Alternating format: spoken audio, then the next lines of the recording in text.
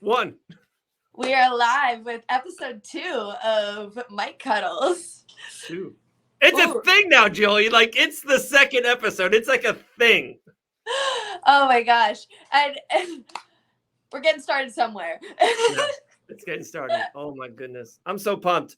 Like the first episode was so fun. It was such a like introduction-y of what you do and what I do and how like we met and we talked about. Now it's like we're just gonna conversate. Like we have a couple things. One, your background, we'll get into that in a second. Some fun stuff. I don't know if you saw Sunday night, something happened like literally like not even just social media world, the MMA social media world dove right into. So we'll kind of get into that. So we'll have some fun. But let's kind of get into that. You have a new background. You have a different background. Where are you? What are you doing? Taking a little bit of an adventure. I feel like with this fight life, it's like things are always changing. Literally every other month, I'm moving to a different place, traveling somewhere, doing something else, trying to figure out what's best for me. And these last couple of years, it's just been like really trying to determine that path. And as my coach said after this last loss, he's like, you figured out what you don't want now. So I'm like, I feel like we did a lot of that, figuring out what I don't need and what I do need now. And I think we're headed towards that. So kind of making a transition here, still going to be working with my head coach, Dean Thomas, but also going to be working more with the Goat Shed down in Miami, which is an absolute, like, they're such a dope team, honestly. Like, I just feel like the vibes there, the team, even like the technique, they're looking to innovate the game. They're looking to get a step ahead of it. And I just love the vibe. So I'm deciding to make that a part of my team too, be a part of the Goat Shed. So I'm staying down in Miami for a couple days just to get some work in and vibe with them. Nice. Are they still completely undefeated on the pro rank since the gym? Like, I'm not. They had like a crazy good run. I was gonna say, I know that they have had a crazy run. Like the statistics of the gym are just insane, and you can see it. Like today was my first day really doing like a drilling session there, just learning, and just that you can see it in the technique. Like it's just they are that step ahead right now. So I feel like, especially in a small gym scenario, you're getting the kind of attention you need from coaches, and I feel like I'm just gonna find a home there. The last time and only time I've ever been at the Goat Shed, Gillian the Savage Robertson yelled at me. Who? One of the best. God, it's like 5 years from now or 8 years from now, I'll be, I'm just going to talk it out there. Like I'll be on ESPN and, we'll be whatever, the interviewing the biggest, transition, how quick the fight game happens. And then they'll ask me like, hey, what's one of your favorite memories ever in the fight game? I'll be like, Gillian the Savage Robertson, short notice, fight, wasn't happy. And I was like trying to be all uppy. And I'm like, hey, gee, everything's fine. You're like, Dave, not now. It's the best. See, there's a certain moment where it's the savage and it's not Gillian anymore. And that's the savage part just took over. That's true. That's true.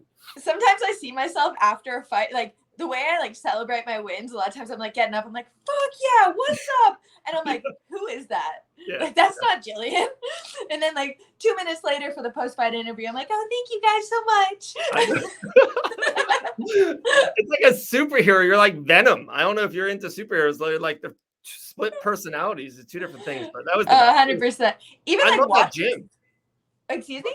I was gonna say I love that gym. Just being there that one time. I think I've been there before. A long time ago before that, but it's just like you said, the music and the atmosphere. It's just like, I don't know. It's a great vibe. It's just insane that like the energy that's in there, and it's like when you're in the cage, they mimic it like it's like a real fight. You have everybody standing around the cage cheering you on, coaching, yelling, just making a lot of noise, and like you really feel the bright lights on you when you have all those eyes on you. I love it. They have how many girls did they have there around your weight or just girls in general? Because I know Danielle was down there. We talked to her. She was down there the first time, but she's a boxer / professional wrestler. She's got the like, I don't want to say loudest because people might take that the wrong way. I love it. It's like so bubbly and out there. Her personality is amazing. Like she should be a professional wrestler. She's amazing. But she's definitely got the personality for the professional wrestling. I can see that.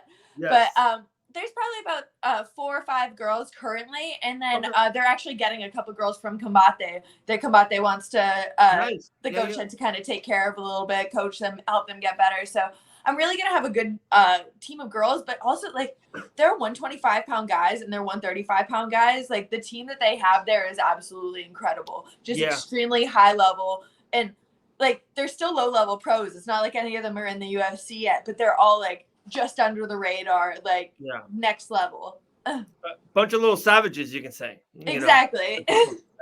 What does that mean for you? And I swear I threw out the thing on Fight Bananas, and a couple of people threw out some great stuff, and I was like, that will be the first topic, but this is just so new, so we're just running with it. About the GOAT. Oh no, what does that mean for you in Fusion? Like, do you still think you're going to make that trip and still do a lot of stuff with Hannah? Because that girl team is pretty awesome too in Orlando. So does that not hurt it, but does that make it a little bit longer of a trip and take it away, or? I guess I'm not really sure how the future looks necessarily. Right. Hannah Goldie is everything to me. So I'm like, I definitely am going to be making the trip. I'm going to be seeing her. We're actually, our birthdays are one day apart. So we're trying to plan a trip for that too. I'm like, so May 17th for me, May 18th for her. And we're trying to get something there. Writing it down, permanent black marker, the 17th Gillian's birthday. Permanent marker. It's so funny. And it's actually one of the things I was going to just chat with you about. It's crazy. So Hannah mentioned, she like called me out of the blue like a couple of days ago. And she's like, Dave, did you fucking block me on social media? I'm like, no. I'm like, Hannah, like my shit got hacked like 5 weeks ago. I think we talked about this before, whatever, right? So it's got hacked.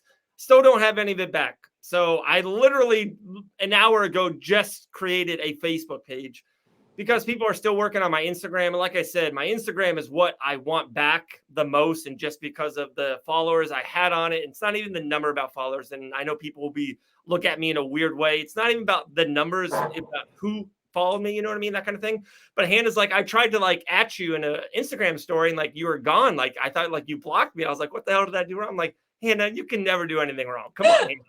So I was like, I told her about, she's like, oh, that's horrible. That's the worst. And she's like, I'm like, Hannah, you have like no idea. Like I'm literally like, I'll take selfies of myself and I'm sending it to strangers. Like I need my Instagram back. It's awful. I know people don't care, but it's crazy, right? And Instagram's the worst with that too. Actually, I'm blocked on Facebook right now, which is another thing. I'm like, I violated the community guideline standards because I violated their posts about dangerous individuals. So I'm assuming it was like a fight picture that they blocked me for a month now. Oh gosh. Yeah. And like Facebook is, and like I said, I just started anew, and it's like Facebook is almost more for my personal stuff, just like personal life and the wife and the kids and all that shit, and just kind of personal stuff. The IG is like, so it's like Fight Bananas Tunnel. Like I'm putting out stories with the links on it and socials on it. It's like the way to connect and talk with people. So it's like, I don't know, like me being off Instagram right now, I'm still like I feel like I don't know. Like I know it's not a big deal, but it's like I'm dying, Gillian. It's been like 6 weeks now. It's like it's just like social media in general is such a big part of our lives, but for people like us, it's a business. It's like you said, it's where you're getting all your links out. It's where I'm posting about my fight. It's where I'm getting sponsors and getting sponsors seen. It's everything so it is a big deal, Instagram, especially nowadays. Oh, for sure. And like for us, for sponsors is big. And, you know, with Fight Bananas and it's everything they're doing, it's like, hey, whatever we're doing on Fight Bananas to like support a brand, right? I can even do it on my own personal, same kind of thing. I have a, decent following on my own personal. So it's like good. You kind of get like double for your buck. So like when I say that to a sponsor, they're like, oh yeah, we're down. We're into it. Mm-hmm. And now I can't say that. I'm like, I don't have an Instagram. Like it doesn't exist right now. They're like, what? And then trying to get in contact with Facebook or Instagram, the worst. It's the worst thing in the world. That should be $1 billion industry. Like somebody smart, like Jeff Bezos should go be like, hey, I'm just going to like have people, that you can be able to call. Here's 1-800-Facebook. You can call anytime you want. And like, we can figure stuff out together. Like, when you have bad Wi-Fi, it sucks to call AT&T or whoever, Spectrum, whoever you're messing with. But like, at least you can talk to someone. Like at least sooner or later, like you do get to communicate. Facebook, like, come on. Like, it's like $1 billion thing. that's what's so mind blowing to me. I'm like, I feel like they are so worldwide and so huge, but I'm like, that's the only like platform that I know that doesn't have a customer service that you can't get in contact with. And I'm like, that's absolutely wild to me. It is. It is. All right. We went 10 minutes. Well, there's a lot of more goat stuff I want to get into. To be honest, it's such a sick gym. Okay. So the first question I said on our socials, I was like, hey, you guys can think of the first topic. We'll dive into it, and wherever it goes, it goes. We had some good ones. We did have some good ones, but a fan put Will Smith. They just literally wrote Will Smith, and I was like, that was Sunday night. We're recording now on a Tuesday, and we'll probably drop this tomorrow. So I was like, okay, we'll definitely dive into that. I just would love the first time you saw it, and now, like, I assume same thing on social media, on Instagram. Literally, it's everywhere. And then I can't believe, like how much it's on, MMA channels. Like literally, like Dana White took it and ran with it, and everyone's like, oh, we gotta follow now. It's on every MMA media outlet in the world. So just synopsis on what do you think happened? Was it crazy to you? You take it away. Run with it. I think the memes took it and ran with it. I'm like, that was like the memes were killing me yesterday, just getting sent them from everybody. But I guess it's the debate: is it real or not? I'm like, there's a lot of people that are saying that it's not. And if you look at like, I saw it was a freeze frame picture where it looks like Chris Rock is like preparing for it before like Will's even like bringing up his hand. It does kind of look fake in the moment. I don't think it's real. Like I'm one of those people too. Like those two guys are so, they're so high in the industry and so well known in the industry. It just seems like, does that seem like something if you're young on the game or a reality star to like do it to like grab attention? Like that's what Lindsay Lohan would do 5 years ago. Will Smith and Chris Rock, like they don't need to do it. Like, but I don't know. It's like, I think I don't know. Like I know Chris Rock has a tour they said coming up, and I don't know if like, even if Will Smith's wife, like Jada, maybe, or, that relationship, maybe she didn't know, but like, maybe they did it to like boost up Will. I don't know. Like, but it just seems off. And there's a picture of like, as soon as it like happened, and both of them, like the Will's walking away, and they both have like a smile, like a grin on their face, like right away. And then they kind of like got back into their mode or whatever, I don't like, for Chris Rock to handle it that well, I don't see how you can do that not acting. I'm like, the way he got slapped and like he just like acted like nothing happened. I'm like, no reaction at all makes me think, Right. So that's funny.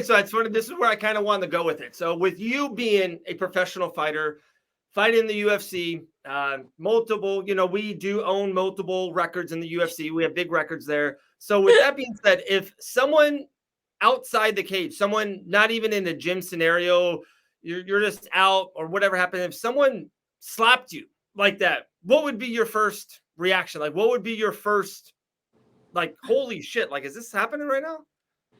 I guess like maybe it would be kind of like Chris Rock, because I mean, my first reaction wouldn't be to attack back, but I would like first somebody to slap me. I don't know. For me to warrant a slap, I feel like I'm generally not pushing people that far.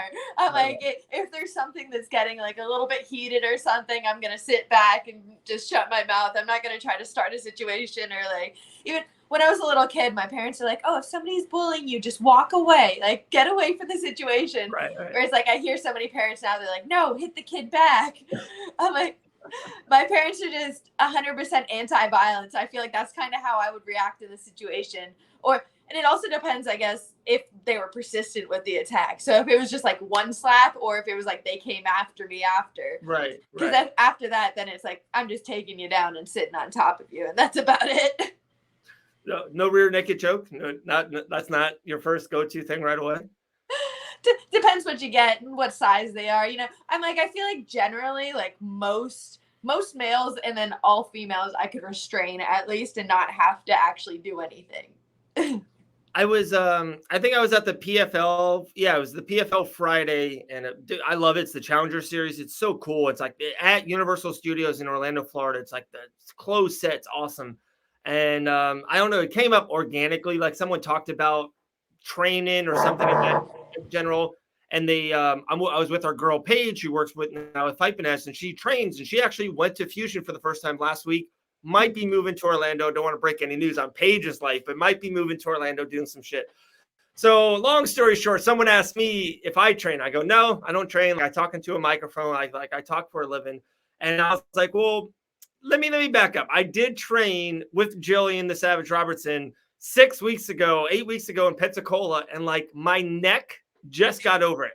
Like it feels good right now. Like for 5 weeks, that shit hurt. It just got over. I was like, how do you fucking guys do it? Like, it's crazy.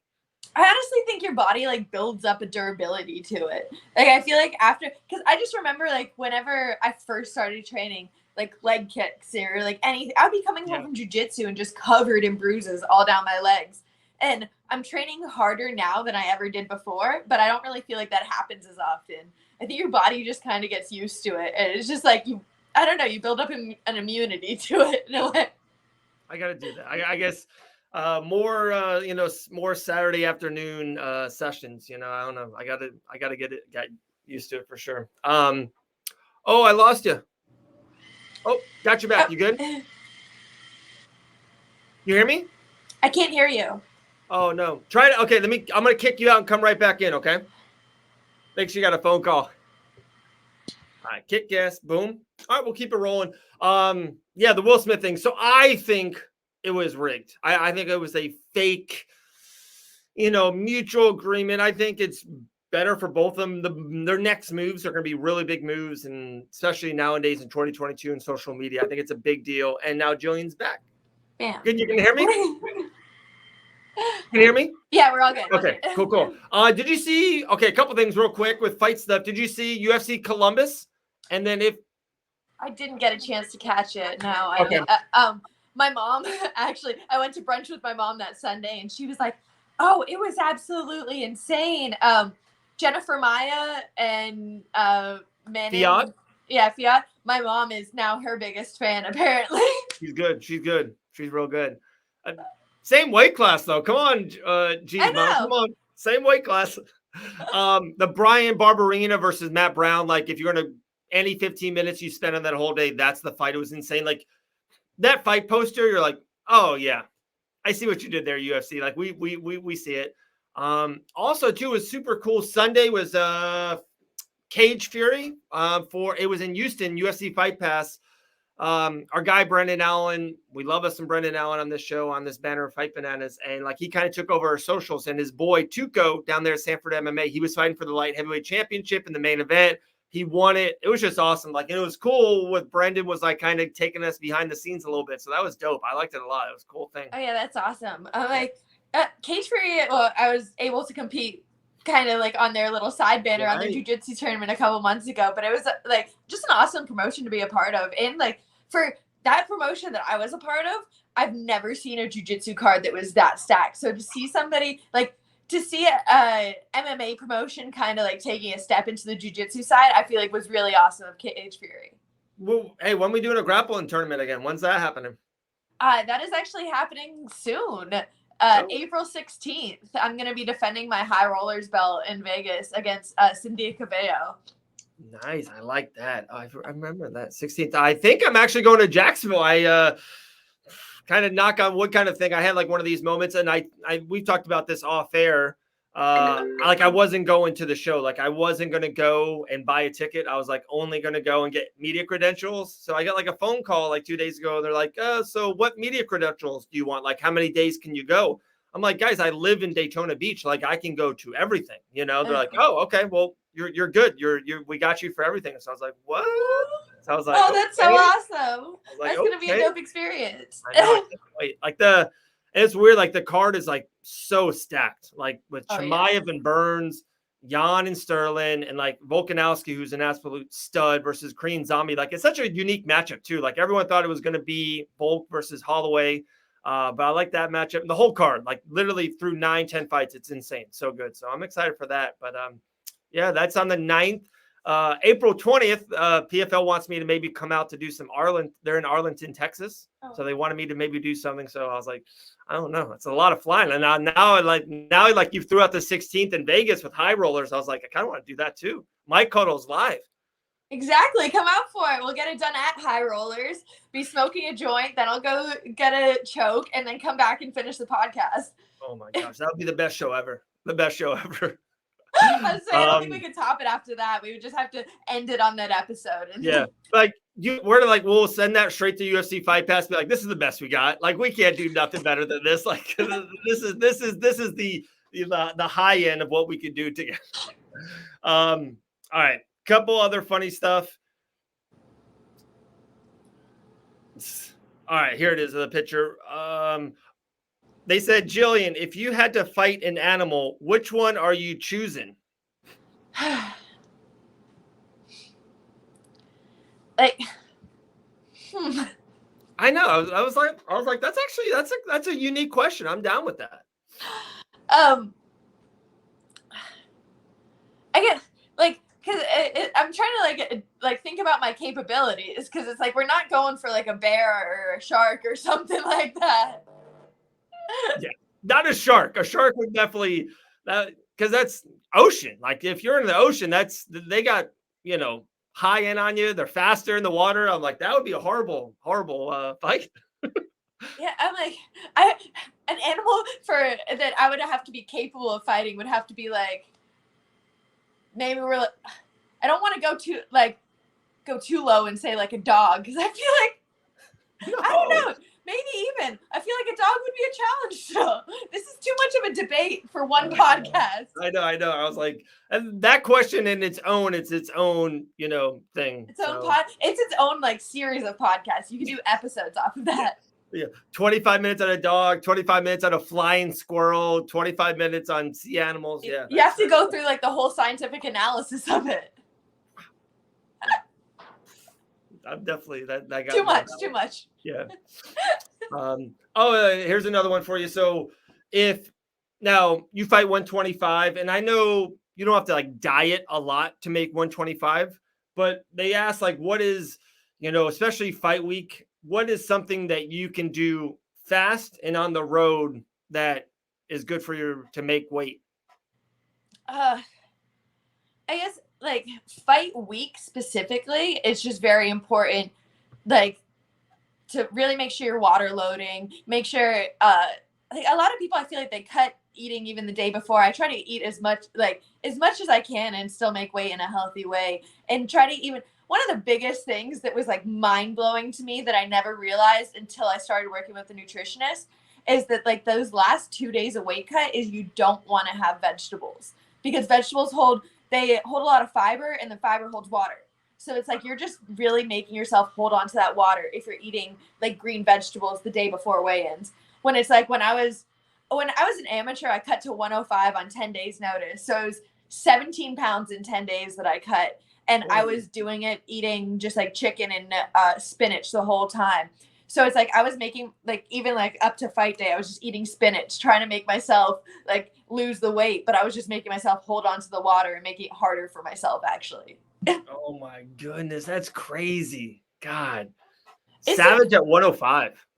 The Savage at 105 was a terrible thing. I remember I was sitting at Tropical Smoothie, and me and my manager just got into an argument the night before because I wanted to take a fight, and it was too close to another fight date that I had. So he was like, no, you can't take that. And I was like begging him. We got into this argument. So then he calls me the next day. He's like, all right, I have a fight that you can take. It's in 10 days though, and it's at 105. And I was sitting at Tropical Smoothie, and I was 122. And I'm like, this is the last thing I'm eating then. Holy shit. That's so crazy. Nuts. So I know we kind of sometimes train in going to different gyms, and not like saying like, because I know you've been to GOAT many times and all that stuff, but maybe it seems like you're kind of getting a little bit more, if that makes sense, more into the gym. Is there a transition time or period that they kind of maybe want you to take back and maybe not get a fight maybe in 5 months or 6 months? Or is it the Gillian way? And if someone calls you Even Jacksonville, like, hey, Tisha Torres, Dern is out. They need something on 4 days' notice, and I know you're like, fuck it, let's do it. Is that something that crossed your mind, or do you want to take a couple months and maybe your coach, maybe a go-to wants you to take some time and kind of meld with the gym a little bit? I don't think that's necessarily the case. I think we're going to be ready for anything when it comes my way. I feel like I've been kind of maintaining it, like where I'm at physically and like mentally. I feel like I am ready in fight shape, and I feel like this change is just going to be, it's really going to make that extra step. And I feel like it might be a little bit of an adjustment for me, just because, not that I'm not willing to learn, but I am set in my ways a lot too in the stuff that I do. I've worked with the same coach for the last 11 years. So now working with a different coach and a different team, you're just getting, it's something I'm completely different than what I'm used to. And it's like, Dean and I have so many like set systems on, like, if I get to the rear naked choke, I do this, or if I get to front headlock, I do this, and I have all my ways to do it. And now it's like, this coach has to learn me and I have to learn him. So I feel like that's going to be a little bit of a baby step. But other than that, like, I feel confident in them, and I feel confident having that team behind me. And I feel like we'd be ready to take a fight if it offered Jacksonville. I love it. Like, it's so true. You said something so spot on. Like, I think I can relate almost as being a dad to helping my daughter, right? So if, like, I know she can't get on the couch without me helping her pick up, but maybe I'm helping her do that so many times, so she's getting used to it, and she needs to work on her muscles of pulling herself on the couch. Like, you and Dean have been together for so long. Like, if whatever the case may be, if Dean knows maybe you don't like to jab southpaw, but it's like, hey, you never know in a fight, you might need to be able to jab southpaw. And it's like, maybe now at this gym, like, all right, Gillian, the whole day, this whole week, we're working on your southpaw jab, like whatever the case may be. So it's like, I don't know. It's like you said, like especially in the fight game, you can never get more knowledge or learn or just kind of grow and all that shit. So I think, I think it's a good move. It's further down south. So, shrimp tacos might be a little bit further down, but we'll make it work. Speaking of, I just had some today, but. All right, that's it. The show is over. Episode 2 is done. Oh, sure. God, that place was so good. Oh, down here, it's like in Miami, all the food is good, I feel like. So the shrimp tacos were next level down here. Golly, man. All right, more driving, more driving to do, but it's worth the drive. For sure. Shoot. Anything else on your plate, off your plate you want to talk about? I feel like things have just been crazy, and like we're just getting things going. I'm like, I don't know, like life's just been moving. I'm moving, like literally since my last fight, I've gotten out of a lease, gotten back, gotten a new place, I'm moving now, and like life's just going. We're like, keep on moving. I love it. Keep moving. And one thing, so I sent you that picture. So like everyone, if you're watching this or you're listening to it, like I put it on my podcast platform last time, just because it takes time for all these podcasts to kind of get Mic Cuddles. But now Mic Cuddles is up on any podcast platform. Go subscribe. It's its own channel. It's different. Like it's under the Fight Bananas banner, but this is Gillian's own podcast. Go download it. Go subscribe on Mic Cuddles. We'll send links and information and all that shit sooner or later. But I'm excited. Yeah, we're gonna have a new intro. Maybe even by next week. Maybe by the week after that, we'll have an intro and shit. So yeah, we're just getting started. Can't wait. Those 3 letters are coming though. 3 letters are coming. That's it. All right. Gillian the Savage Robertson. I'm Dave Van Auken. So maybe the next time we get G on, we'll have a different background again. We'll see. It's always a different background every time. I know it's always awesome. All right. We'll talk to you guys soon. We appreciate it. And we'll hit you up later. Next, volume 3 is all about sex, drugs, and rock and roll. We're setting that up. That's the whole podcast. 25 minutes on that. Specifically drugs. Sounds good. Awesome. Later, G. Talk to you.